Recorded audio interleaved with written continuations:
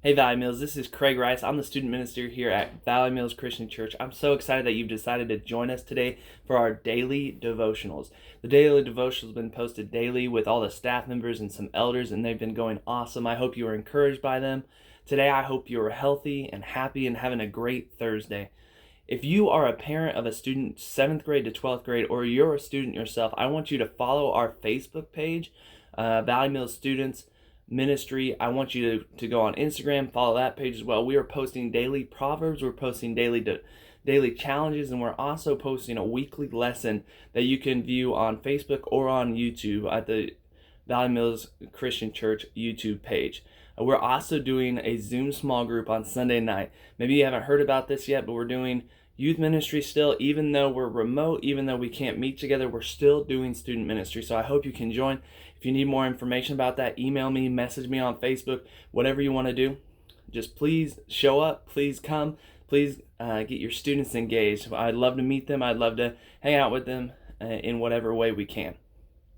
So today, one of the biggest things on people's mind is, when can I get my next haircut? When am I going to be able to go out again and be able to get a haircut? Maybe some of you have been super anxious about this. Maybe you have been thinking about this. Maybe you've been rubbing your head because you're tired of all the hair. And maybe you started to decide you need to take matters into your own hands. Maybe you should cut your own hair. Maybe you should get your spouse to cut your hair. Maybe your parents should cut your hair. And if you've done that, you may have figured out now why you pay your hairdresser so much, and why you tip them, and why you go to them. Because that is someone who is qualified, someone who is trained, someone who has experience, and someone you trust with your hair time and time again, because they have a track record of not messing up your hair. Meanwhile, when you try to cut your own hair, things mess up. Or when someone tries to cut your hair who's never used clippers or scissors or anything on hair before, they end up messing it up. And the trust just seems to not be there. For me, I broke down a couple weeks ago and let Caroline cut my hair. My wife cut my hair. And she did a pretty good job, but times were tough at that time. We were in tension. It was stressful. The trust wasn't super there, but I let her do it anyway. And it turned out okay. But for some of you, you aren't so lucky. Maybe you have a buzz cut now because someone messed up your hair royally. Or maybe you're walking around with some bald spots, whatever it may be. But you learn that you trust your hairdresser a lot more than the person who cut your hair. And why is that? Because they're qualified, because they're trained, because they know what they're doing, because time and time again they have come through. And you see, problems begin to arise when we begin to trust things that are limited, and begin to trust people who have flaws, and we begin to trust ourselves to do things that someone who is more qualified should be doing. And this is what the people of Israel begin to do, what the spies of Israel begin to do in Numbers 13. There are few who believe and trust in God in this circumstance, but a lot of them begin to trust in their own abilities. And we're going to look at Numbers 13, verse 27. They gave Moses this account. We went into the land to which you sent us, and it does flow with milk and honey. Here is its fruit. But the people who live there are powerful, and the cities are fortified and very large. We even saw descendants of Anak there. The Amalekites live in the Negev. The Hittites, the Jebusites, and the Amorites live in the hill country, and the Canaanites live near the sea along the Jordan. Then Caleb silenced the people before Moses and said, "We should go up and take possession of the land, for we can certainly do it." But the men who had gone up said to him, "We can't attack these people. They are stronger than we are." Today I want us to look at the mistakes that the spies and many of the people of Israel made in this circumstance. These three things are what really broke down the trust and broke a strong relationship with God. This is first what they were doing. They were looking at the outward instead of upward.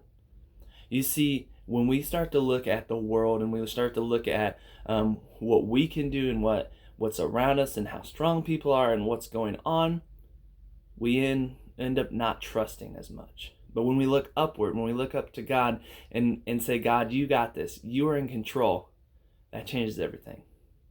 You see, our fears begin to take over when we don't look up to heaven, when we don't look up to God, but rather look outward into the world. The other Israelites who went to spy the land out looked at how big the people were. They claimed they were like grasshoppers among them. They claimed they were like huge. They were descendants of Enoch. They were these big people, strong people. And not only that, but they had fortified cities. They were large cities. And their trust in God began to fade because they saw the physical power belonging to these people groups on the lands that God said that they would conquer. They became so fearful by their power that later in chapter 14 of Numbers, they wished they had even gone back to Israel, that they would have never come to this promised land, that they would have stayed, they would have died, they would have been enslaved, they would have been tortured continually rather than come here and die at the hands of these people. You see, they were not trusting in God. They were not trusting in God's strength. They were trusting in their own.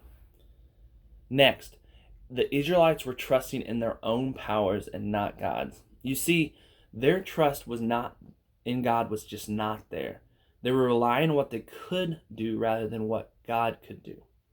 Caleb says God is with us, and if he looks on favor with us, then we can do it. They forget that it is God who is giving them this land, not themselves. Yes, they have to work for it, but God is the one fronting the battle. God is the one going out before. God is the one who is pushing this along. Ultimately, the victory is going to be God's. But they're looking at what can we do? What can my powers do? What can my weapons do? What can my military do? Meanwhile, Caleb is saying, no, it is God who's going to do this. This is God who's going to bring us up out of this. The Israelites forgot who God was that they serve.